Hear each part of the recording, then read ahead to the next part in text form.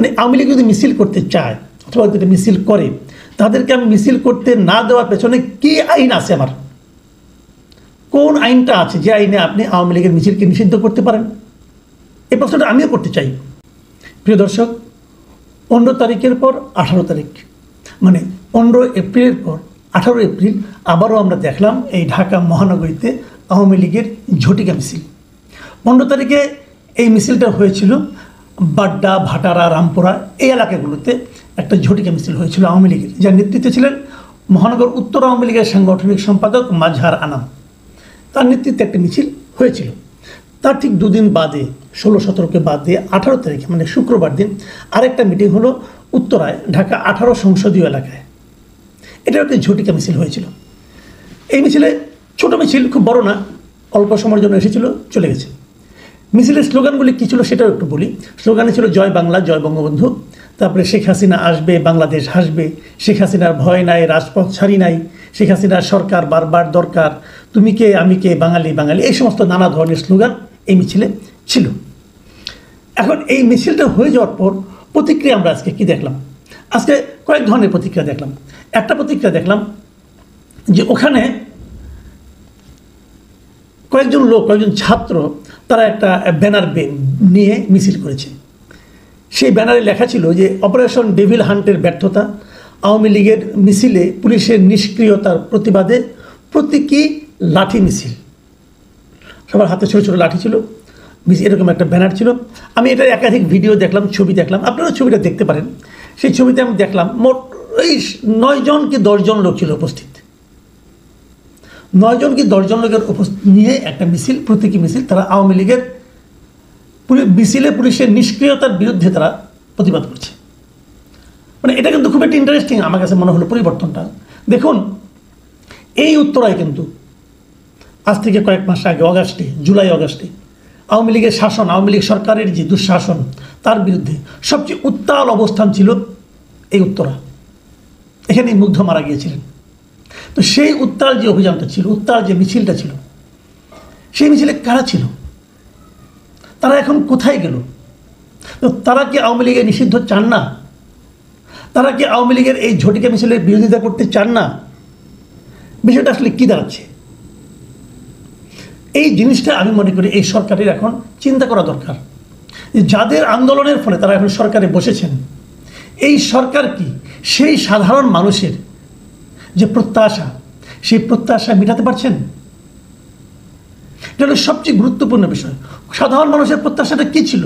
সরকারে কে হবে, কে উপদেষ্টা হবে, কে উপদেষ্টার বিশেষ সহকারী হবে, কে সংবিধান সংশোধনের জন্য কাকে বিদেশ থেকে উড়িয়ে আনা হবে, কাকে দিয়ে, এগুলি সব মানুষের প্রত্যাশা ছিল না।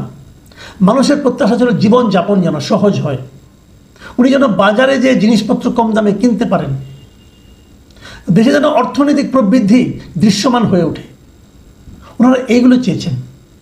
কয়টা পেয়েছেন? এবং মানুষের সে প্রত্যাশার বিপরীতে মানুষ কি দেখেছে? আগে কারা লুটপাট করতো, সেই লুটপাট কি বন্ধ হয়েছে? এখন কি লুটপাট হচ্ছে না? একটা ছেলে যে টেলিভিশনে বলেছে যে তাদের এলাকার সবচেয়ে দরিদ্র ঘরটা হলো তাদের, সেই ছেলে এখন 1.5-2 কোটি টাকা দামের গাড়ি চালায়, বিশাল অফিসে বসে। মানুষের কাছে এই পরিবর্তনগুলি কি মানুষকে আনন্দ দিচ্ছে? এবং দিচ্ছে না বলেই কিন্তু আজকে এই প্রতীকী লাঠি মিছিলের পেছনে এই উদ্যোক্তা 9 জন ছাড়া আর কেউ ছিল না। আমরা কদিন আগে কিন্তু একই জিনিস দেখেছিলাম যে বৈশাখী যে অনুষ্ঠান ছিল, সেখানে যে এই এনসিপির যে প্রোগ্রামটা ছিল, সেই প্রোগ্রামে কিন্তু দেখা গেছে যে 50-60 জনের বেশি লোক ছিল না সামনে, এবং তার মধ্যে অর্ধেকের বেশি ছিল সংবাদ সংগ্রহের জন্য নিয়োজিত ক্যামেরা পার্সন এবং রিপোর্টার। তাহলে বেলুন কি ফুটে গেল, চুপসে গেল? দেখুন, এরপর আমি আরেকটা প্রসঙ্গ তুলব সরকারের ভূমিকা নিয়ে।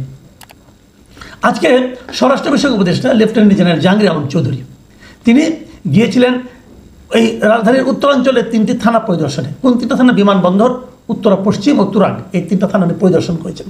এবং এই পরিদর্শন করতে যেয়ে উনি সেখানকার পুলিশকে বলেছেন যে আওয়ামী লীগের কার্যক্রম ও ঝটিকা মিছিলের বিরুদ্ধে পুলিশের কোনো নিষ্ক্রিয়তা পেলে কঠোর ব্যবস্থা নেওয়া হবে। মানে আওয়ামী লীগের যদি এমনি ঝটিকা মিছিল হয়, এটা যদি পুলিশ কন্ট্রোল করতে না পারে, তাহলে পুলিশের বিরুদ্ধে কঠোর ব্যবস্থা নেওয়া হবে। এই হুমকিটা কিন্তু উনি দিয়েছেন। এবং উনি সাংবাদিকদের স্পষ্টভাবে বলেছেন যে পুলিশ ইতিমধ্যে 2 জনকে ধরেছে আওয়ামী লীগের কার্যক্রম ঝটিকা মিছিলের বিরুদ্ধে পুলিশ কোনো রকম নিষ্ক্রিয়তা পেলে তাদের কঠোর ব্যবস্থা নেওয়া হবে।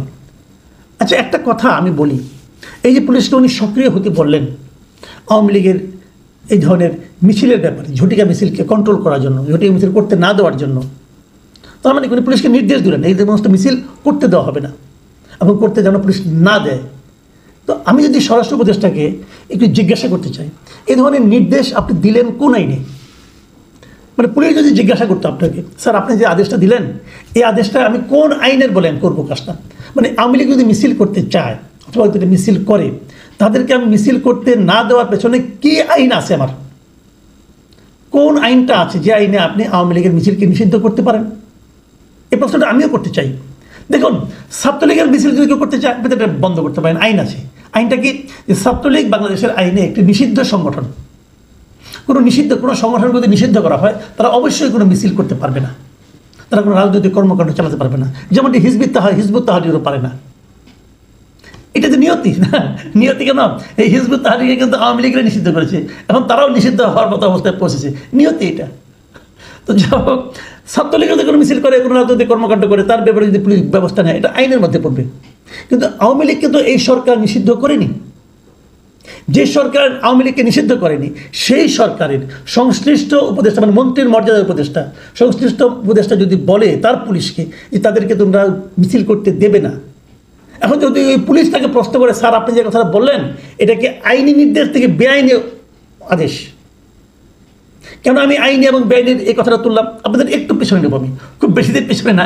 এই সরকার দায়িত্বে আসার পরেই গত সেপ্টেম্বরে সম্ভবত সেপ্টেম্বরের দিকে উনি র্যাবের একটা মিটিংয়ে গিয়েছিলেন, যে সেখানে উনি বলেছিলেন ঊর্ধ্বতন কর্তৃপক্ষের বেআইনি আদেশ মানা যাবে না। এই মোহাম্মদ জাহাঙ্গীর আলম চৌধুরী উনি বলেছিলেন যে আপনার ঊর্ধ্বতন যদি আপনাদেরকে কোনো বেআইনি আদেশ করে আপনি সেটা মানবেন না, উনি বলেছিলেন। তাহলে এই আদেশটাকে আইনি আদেশ, উনি যেটা বললেন যে পুলিশকে আওয়ামী লীগকে মিছিল করতে দেবেন না, এটা কি কোনো আইনি আদেশ? কোন আইন বলেন তো আপনি আমাকে? একটা বৈধ রাজনৈতিক দল সে মিছিল করবে, তার রাজনৈতিক কর্মকাণ্ড পরিচালনা করবে, এটা তার সাংবিধানিক অধিকার। আপনি এটাকে কোন আইনের বলে করতে দেবেন না? এবং আপনার এই বেআইনি আদেশ যদি পুলিশ অমান্য করে, তাহলে আপনি বলেছেন যদি আমি কোনো বেআইনি আদেশ দিই সেটা মানার দরকার নাই, এটাও তো পুলিশ তারা মানবে না। এখন আপনি বললেন না আমি বলেছি মানতে হবে, কী কারণে মানতে হবে ভাই? এটা তো বেআইনি আদেশ। আবার দেখেন, উনি ওই র্যাবকে ওইবার তখন বলেছিলেন যে র্যাব সম্পর্কে বলেছিলেন সাধারণ মানুষের মনে বদ্ধমূল ধারণা এই যে যখন থেকে র্যাবকে রাজনৈতিক উদ্দেশ্যে ব্যবহার করা শুরু হয় তখন থেকে র্যাব গুম খুন সহ বিভিন্ন বেআইনি ও অপকর্মের সঙ্গে জড়িত হতে শুরু করে। এটা খুব দুর্দান্ত ভালো কথা, সঠিক কথা, যে কোনো এই ধরনের শৃঙ্খলা বাহিনীকে যদি আপনি রাজনৈতিক উদ্দেশ্যে ব্যবহার করেন তাহলে তারা কিন্তু ওই ব্যবহৃত হতে হতে তারা নানা ধরনের অপকর্মে জড়িয়ে যায়। তাহলে এখানে আওয়ামী লীগকে ঝটিকা মিছিল করতে দেব না, একটা বৈধ রাজনৈতিক দল আওয়ামী লীগ, তাকে আমি মিছিল করতে দেব না, এটা বলার মাধ্যমে স্বরাষ্ট্র উপদেষ্টাকে পুলিশকে রাজনৈতিক উদ্দেশ্যে ব্যবহার করছেন না? তাহলে অনৈতিক কাজটা তো উনিই শুরু করতেছেন। দেখুন, আওয়ামী লীগ নিষিদ্ধ করা উচিত কি উচিত না, আওয়ামী লীগের মিছিল করতে দেওয়া উচিত কি উচিত না, আওয়ামী লীগ রাজনীতি দেশে করতে পারবে কি পারবে না, আওয়ামী লীগের লোকদেরকে আমরা কতটুকু ঘৃণা করব, এই সবগুলি নিয়ে কিন্তু আলোচনা চলতে পারে। আমি এই আলোচনাতে কোনো আপত্তি দেখি না। কিন্তু আমার কথা হলো যে আপনি ততটুকুই করতে পারবেন, পুলিশ ততটুকুই আওয়ামী লীগের প্রতি আচরণ করতে পারবে যতটুকু তাকে আইন কভার করে। পুলিশ তো আইন শৃঙ্খলা রক্ষাকারী বাহিনী না, তারা তো বেআইনি কাজ তাদের করা উচিত হবে না। এখন যদি খোদ স্বরাষ্ট্র মন্ত্রণালয়ের উপদেষ্টা বলে তাকে বেআইনি কাজ করতে, তাহলে সে কী করবে? এখন আইন তো সরকারই তৈরি করে, তো আপনারা একটা আইন তৈরি করে নেন, আমার কোনো আপত্তি নাই, যদি পারেন একটা আইন তৈরি করে নেন যে আমরা আওয়ামী লীগকে নিষিদ্ধ করে দিলাম, করেন না ভাই, আমার কোনো আপত্তি নেই, একটা আইন তৈরি করেন এবং সেই আইন তৈরি করে আপনি বলেন যে এই আইন যে না মানবে তার বিরুদ্ধে আমি ব্যবস্থা নেব। তাহলে একটা এটা হবে একটা আইনি নির্দেশ। কিন্তু আপনি তো বেআইনি নির্দেশ দিচ্ছেন, যেটা আইনে নাই আপনি সেই নির্দেশ দিচ্ছেন। জাহাঙ্গীর সাহেব, আপনাকে তো আইনটা একটু বুঝতে হবে ভাই, আইনটা পড়েন, আপনার নির্দেশটাকে আইনি নির্দেশ হলো। ঠিক এই জায়গাটা মাথায় রাখতে হবে, সরকারকে মাথায় রাখতে হবে, কিন্তু মাথায় রাখতে হবে কেন ছাত্রদের ওই প্রতীকী লাঠি মিছিলে মাত্র 9 জন লোক থাকে, সরকারকে বুঝতে হবে। এই জিনিসটা কিন্তু আওয়ামী লীগ সরকার বোঝে নাই। যে কেন এই যে আমার মনে আছে, স্পষ্ট মনে আছে, যখন মুক্তিযুদ্ধের সন্তানদের কোটা, পোষ্যদের কোটা বাতিল হলো, তখন তার কিছুদিন আগে আমি দেখেছিলাম এই শাহবাগে মুক্তিযুদ্ধের প্রজন্ম লীগ নামে কি একটা প্রতিষ্ঠান ছিল, এরা একটা মিছিল করছিল কোটার পক্ষে। সেখানে লোক ছিল 20-22 জন। তো সরকার কিন্তু 20-22 জনের পক্ষে গেছিল। ফলটা কি হয়েছে সরকার নিশ্চিত টের পেয়েছেন, সরকারের পতন হয়েছে। কিন্তু সংখ্যাগরিষ্ঠের পক্ষে আপনাকে থাকতে হবে। আপনারা যাদের পক্ষে এখন আছেন ওখানে মাত্র 9 জন থাকে। আর তাদের যে মূল দল, তাদের যে মূল অনুষ্ঠান, একটা আয়োজন করা অনুষ্ঠান, অনেক দিনের মানে ঘোষিত অনুষ্ঠান, সেই অনুষ্ঠানে সাংবাদিক সহ থেকে 60 জন। আপনাদের বুঝতে হবে পায়ের নিচের মাটি এখন ধীরে ধীরে সরে যাচ্ছে। এটাও বুঝতে হবে কেন সরে যাচ্ছে। আপনারা মানুষের প্রত্যাশা মেটালে এগুলি কোনো ইস্যুই হতো না, তোর পুলিশকে আরও অর্ডার দিতে হতো না, মানুষই এদেরকে প্রতিহত করতো। কিন্তু সেটা আপনার মানুষের প্রত্যাশা যখন মেটাতে না পারবেন তখন এরকম হতে থাকবে। ওই চিৎকার চেঁচামেচি করে ওই ফেসবুকে অথবা ইউটিউবে অথবা সোশ্যাল মিডিয়ায় ওই ক্যাম্পেইন করে আপনি মানুষকে মাঠে নামাতে পারবেন না। যতক্ষণ পর্যন্ত মানুষ মাঠে না নামবে ততক্ষণ পর্যন্ত আপনাদের এই সমস্ত বেআইনি আদেশ আর পালিত হবে না। প্রিয় দর্শক,